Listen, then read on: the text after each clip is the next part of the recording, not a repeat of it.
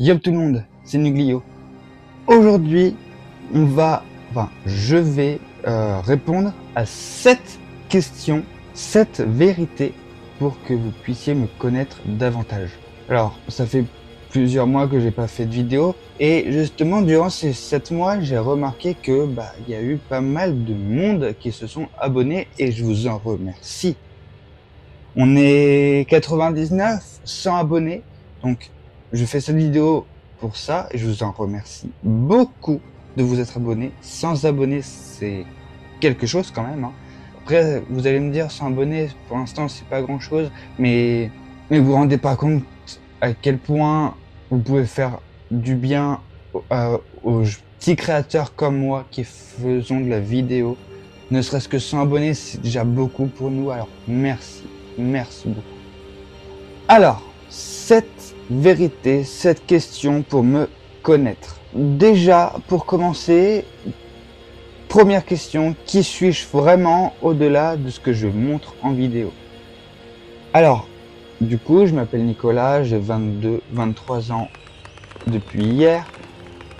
Je suis quelqu'un qui est plutôt calme,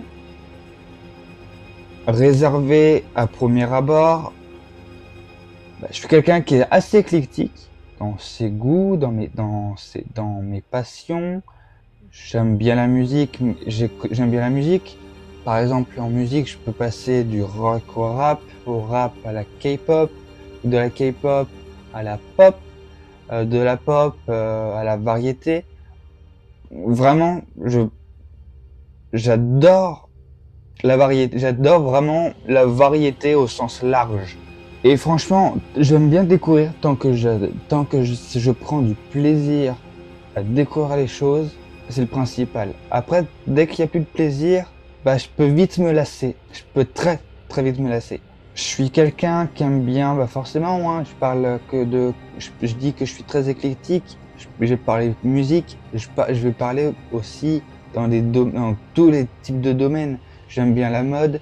J'aime bien la psychologie, le paranormal forcément. J'aime bien l'univers des animaux, l'univers du cinéma, de la photo aussi.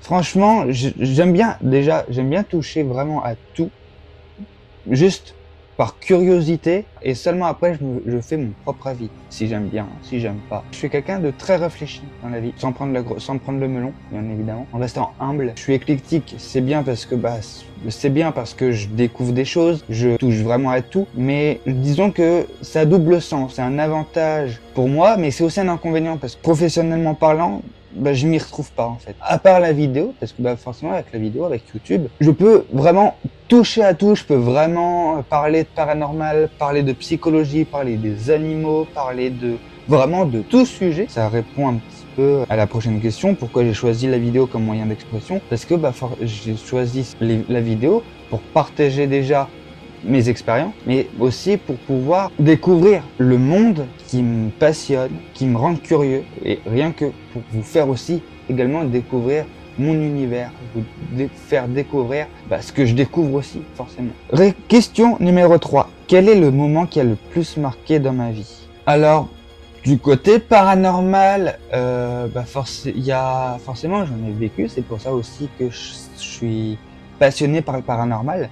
C'est un soir, j'étais chez ma mère, j'étais tranquillement assis dans mon lit, j'étais tranquillement en train de regarder un film d'horreur et du coin de l'œil, je vois justement la porte droite de l'armoire s'ouvrir seule et je retrouve une pile de linge par terre, donc la pile qui était sur l'étagère du milieu par terre et l'étagère en question sur l'étagère du dessous. Donc je pense que la porte qui s'ouvre, c'est à cause du poids des vêtements qui se sont tombés par terre. Donc du coup, forcément, ça a ouvert la porte de l'armoire. Mais le truc qui est irrationnel quelque part, c'est le fait que je retrouve l'étagère du milieu sur l'étagère d'en dessous. Et j'avais beau chercher, j'ai passé presque toute la nuit à essayer de trouver une réponse rationnelle. J'avais beau pousser, j'avais beau tirer sans exercer de pression, il fallait une pression assez forte pour qu'elle se retrouve sur l'étagère du dessous. Encore aujourd'hui, je ne sais pas pourquoi ni comment l'étagère du milieu s'est retrouvée sur l'étagère du dessous. Et assez récemment,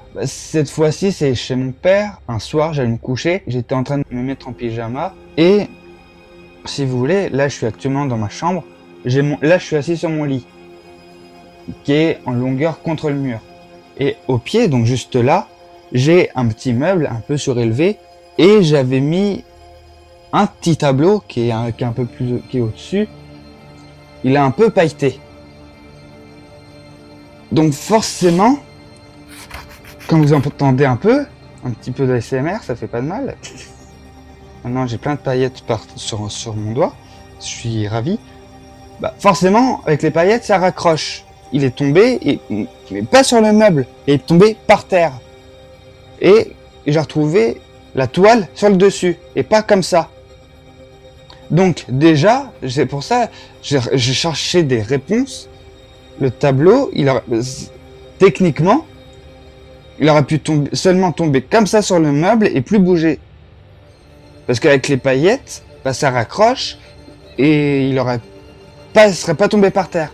J'ai essayé de trouver une explication rationnelle, j'ai essayé de bouger, de secouer le meuble dans tous les sens pour que le tableau il puisse tomber, machin, etc. Parce que au début, je pensais que justement, poser mon t-shirt sur mon lit et ça a tapé dans le meuble et forcément ça a pu faire tomber le tableau. Mais non, même pas. Donc encore aujourd'hui, ça encore, il serait seulement tombé comme ça sur le meuble, j'aurais compris. Il y aurait peut-être eu une explication rationnelle. Mais là, il est carrément tombé par terre. Et là, pour le coup, j'ai pas d'explication. Question 4, mon rapport au paranormal. Pourquoi ça me passionne autant? Justement, comme je vous l'ai expliqué à la question précédente, j'ai vécu des choses. Je suis assez sensible aussi dans cet univers. Je ressens pas mal de choses. Et puis aussi, mes parents m'ont déjà aussi raconté leur propre histoire, leur propre lien avec le paranormal, avec l'invisible. Donc justement, ça me conforte dans l'idée de croire qu'il y a pas forcément une vie après la mort, mais après c'est une question débat, hein. Mais pour moi, ça me conforte dans l'idée qu'il y a quelque chose. J'ai vécu, mes parents ont vécu, mes grands-parents, de ce que j'ai pu comprendre de mon père principalement, parce que beaucoup dans la famille du côté de mon père, je crois, si je me trompe pas, c'est ma grand-mère qui a déjà vécu des choses assez étranges. Elle était très sensible au monde invisible, donc ça peut que me titiller l'esprit. Et c'est pour ça que le paranormal me passionne autant. Question 5, le projet ou rêve que je n'ai pas encore osé réaliser, mais j'y pense souvent. Genre musique, gros montage, un lieu exploré, un concept fou, etc. Mon rêve absolu, c'est d'avoir une pièce rien qu'à moi pour faire mes créations, que ce soit vidéo, musique, etc., etc. J'aimerais potentiellement faire un petit EP. Et du côté de la vidéo, je pense que ça va être une suite probable. Faire davantage de vidéos sur le paranormal, m'ouvrir un peu plus sur d'autres univers, comme je l'ai fait précédemment sur l'abandon animal, vous sensibiliser sur des sujets assez importants. C'est un peu le tournant que j'aimerais prendre pour la suite. Question 6. Ce que les gens ne savent pas sur moi, mais que je veux partager ici. Alors, ce que vous ne savez pas sur moi,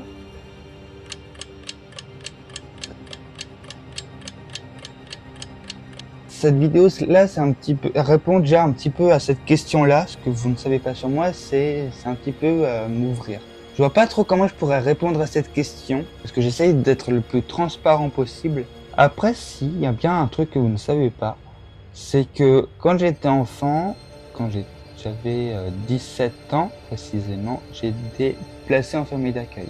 D'ailleurs, je leur fais un gros bisou parce que sincèrement, je suis tombé dans une famille d'accueil adorable, une famille d'accueil qui était aux petits soins, aux petits oignons pour moi. J'étais pas tout seul comme enfant chez eux, j'étais le plus grand, mais voilà, j'ai l'expérience en famille d'accueil. Si vous êtes en famille d'accueil ou dans un foyer, je vous soutiens grandement parce que c'est pas forcément facile, même si vous tombez dans une bonne famille d'accueil, mais je sais que beaucoup de familles d'accueil ne sont pas tout le temps aux petits oignons, pas tout le temps bienveillants. Donc sincèrement, je vous soutiens et je sais ce que c'est, je sais ce que ça fait de se faire séparer de ses parents. Gros soutien à tous ceux qui sont placés en famille d'accueil, à tous ceux qui sont placés en foyer, etc. Gros soutien. Question 7. Et maintenant, où je vais et ce que j'aimerais accomplir. Dès à présent, justement, j'aimerais toujours garder cette base paranormale.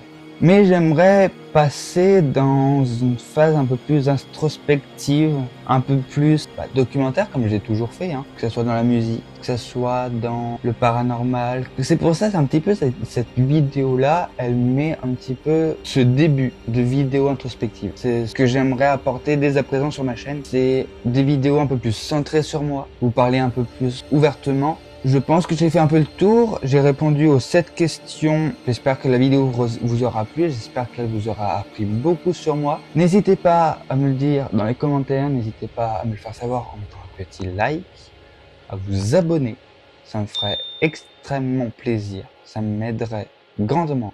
Je vous dis à très bientôt pour une nouvelle vidéo, que ce soit paranormal, introspective, musique, vélo, que ce soit n'importe quoi. Je vous dis à très bientôt pour une nouvelle vidéo. Et bisous!